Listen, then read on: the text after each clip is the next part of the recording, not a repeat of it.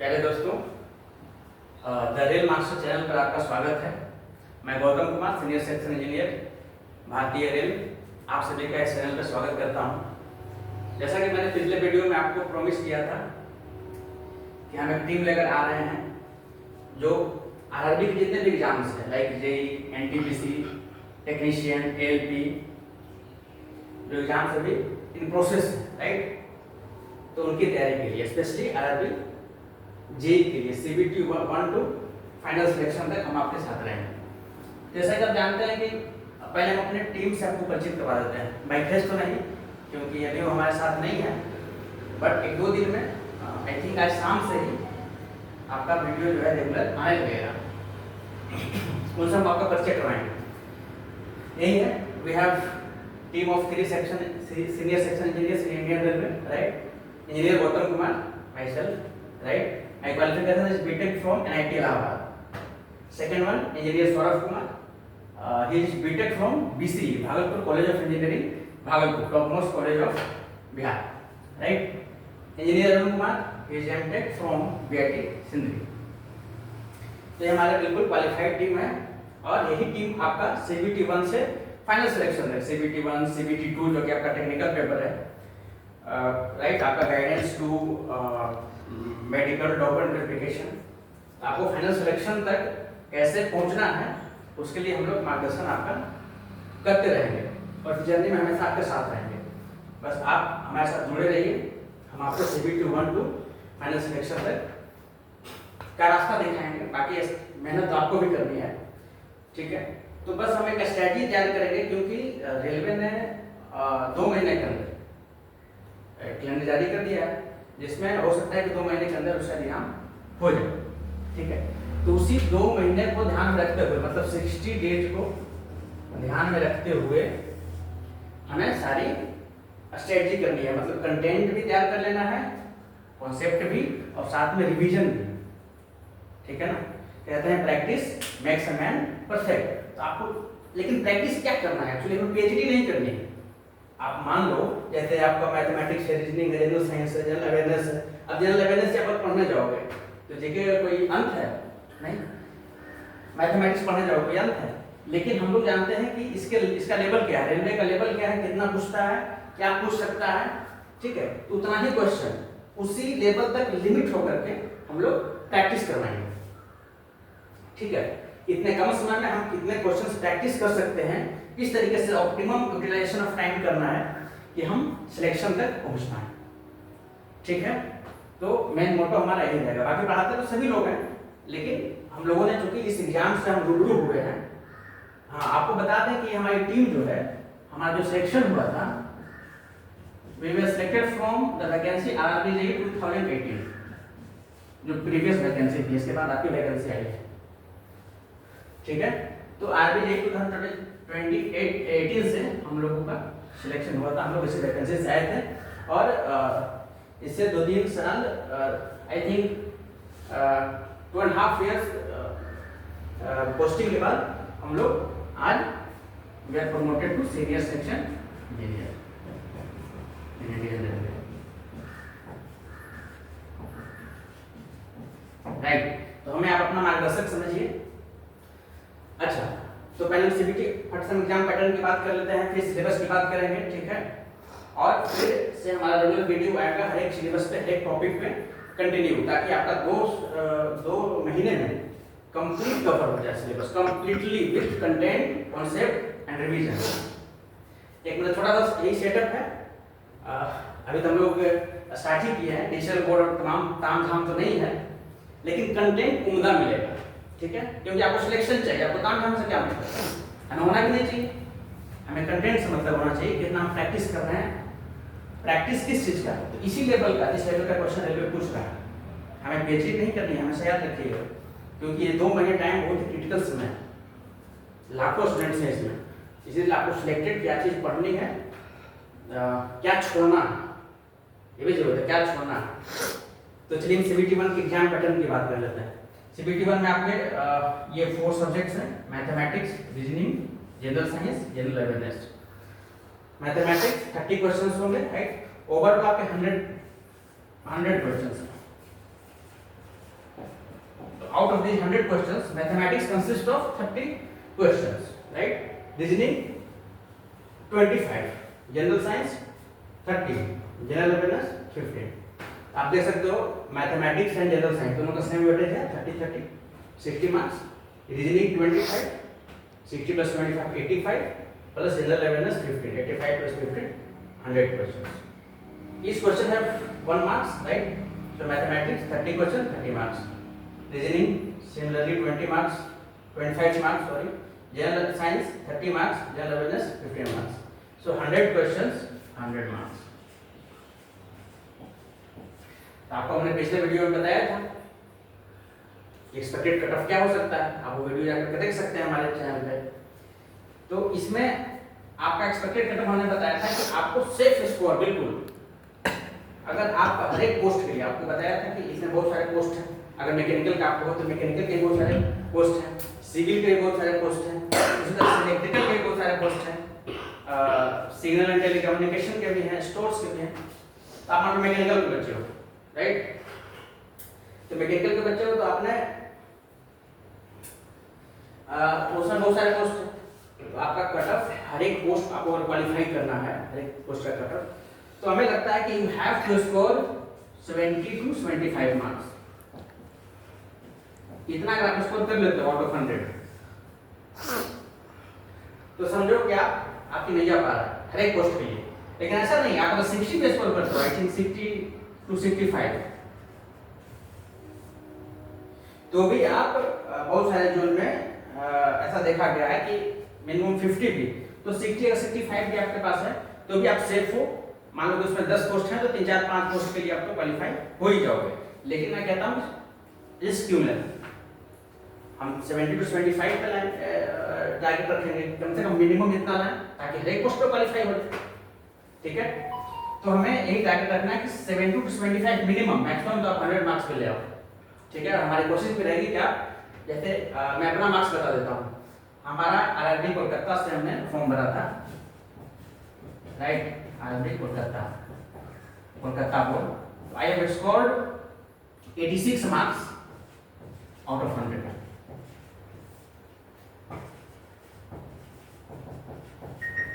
ठीक है,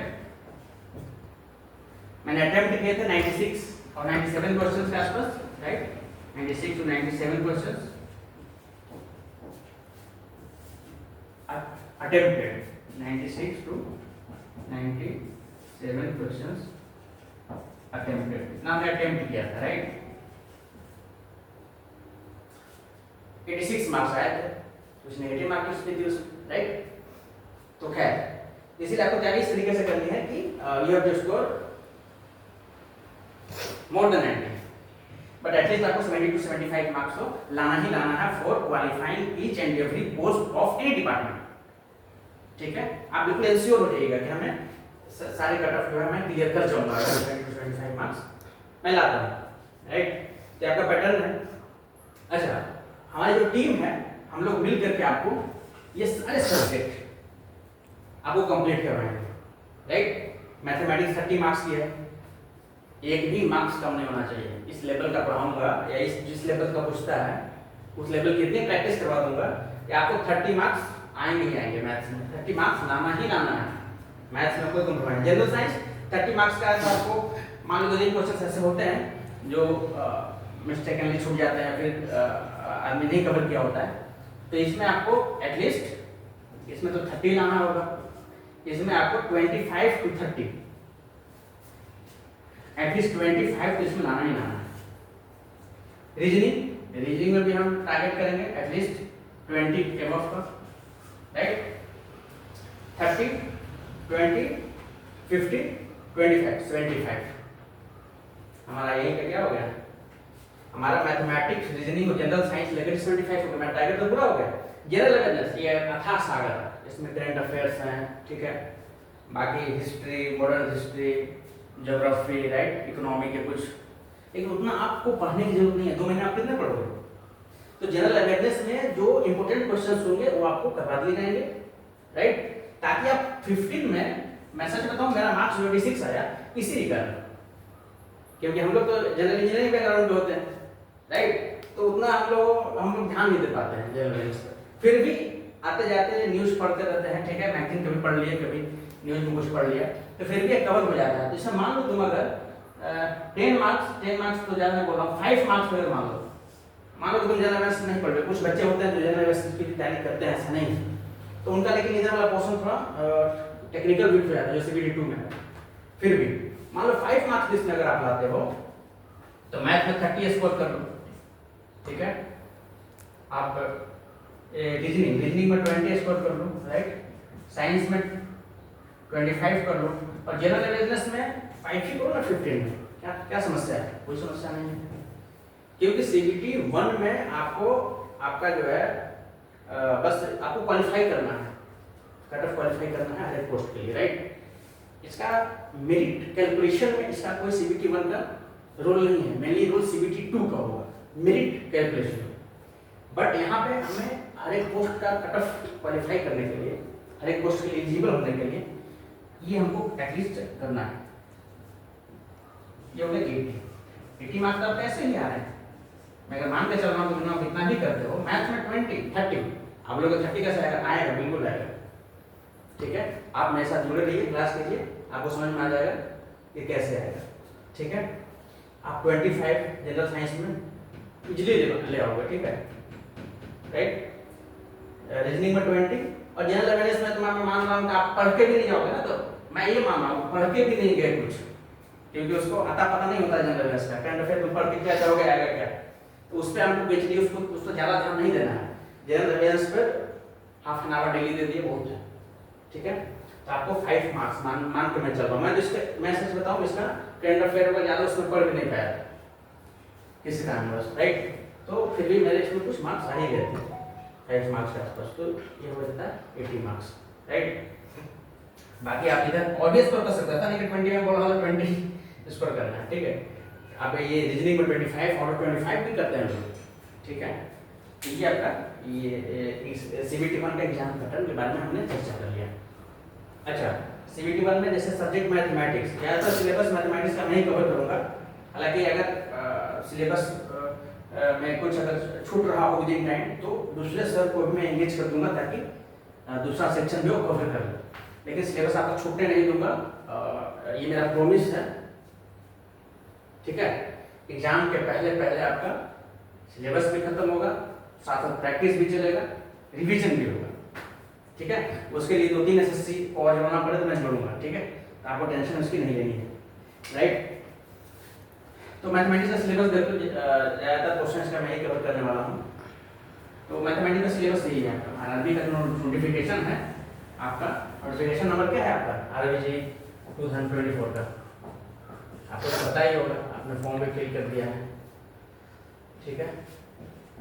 तो फॉर्म फिल करने में, ठीक है, तो आपका CN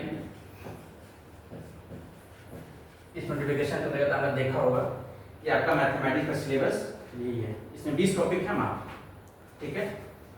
नंबर सिस्टम ज़्यादा इंपोर्टेंट तो नहीं है, मतलब फिर बेकार क्वेश्चन आ सकते हैं, बोर्ड मार्क्स, डेसिमल, फ्रैक्शन, मतलब सारे एलिमेंट्री मैथमेटिक्स हैं, कोई ज़्यादा डिफिकल्ट वाली चीज़ नहीं है, ठीक है। आप सब इसके बारे में जानते हैं, ऐसा नहीं कि आप LCM नहीं जानते हो, ratio proportion, percentage, mensuration, time and work, time and distance, SI and CI simple, interest and compound interest, profit and loss, algebra, geometry, trigonometry, elementary statics, ठीक है, square root, age calculation, right, calendar and clock, types and system. ये सब सारा topic आपका जाना पहचाना topic है, ये मैं 100% श्योर हूँ, ठीक है। तो हमें इसमें करना क्या है, हमें बस करना यही है कि इन्हीं सभी टॉपिक से इतने क्वेश्चंस प्रैक्टिस कर लेना है कि विदिन टाइम, ठीक है, क्योंकि आपको 100 क्वेश्चंस करने के लिए आपको पता है कितना टाइम मिलने वाला है, 90 मिनट्स।